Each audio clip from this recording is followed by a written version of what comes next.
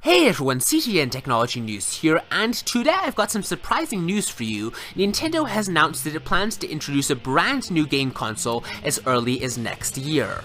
Unfortunately, there is a catch. The new console will be specifically targeted at emerging markets such as China and India, and lower income gamers. With a rapidly growing middle class in those countries, especially in China with lots of money to spend on entertainment, this is a pretty smart move for Nintendo. It just remains to be seen how much this move will impact the company's Western gaming efforts and the losing battle against the Xbox One and PS4.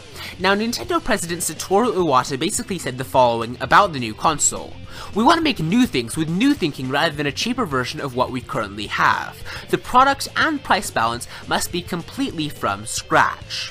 Now, I do think that this is a smart move for Nintendo to push into emerging markets with a cheap console. After all, the company's core strength is creating awesome games, and if Nintendo has proven anything, it's that you don't need expensive hardware to create fun and compelling gaming experiences. It's easy to see how a $50 console with a bunch of first-party Mario, Zelda, and Metroid games could take the developing world by storm, netting Nintendo hundreds of millions of new customers, much in the same way that it did with the Wii.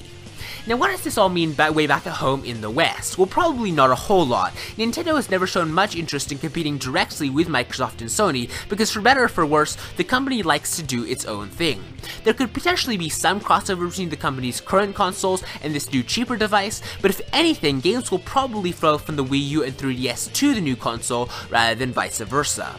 Now, there would be another depressing possibility, and that's that the new console could pull Nintendo's attention away from the West. I mean, it's possible that Nintendo is working on two next-gen consoles at the same time, but it is unlikely. Nintendo is yet again skipping its E3 keynote this year, and this console aiming for a 2015-2016 release window, it might be a long time before the Wii U is replaced, especially if the new console takes off in the meantime. After all, Nintendo will follow where the interest is, so if it's selling just a couple million Wii U's in the West, but hundreds of millions of cheaper consoles in some emerging countries, you probably shouldn't hold out for a new Zelda title or Pokemon MMO. Let me know what you think of all this in the comments below though. Please be sure to like and subscribe if you enjoyed this video, and I will see you next time. Bye!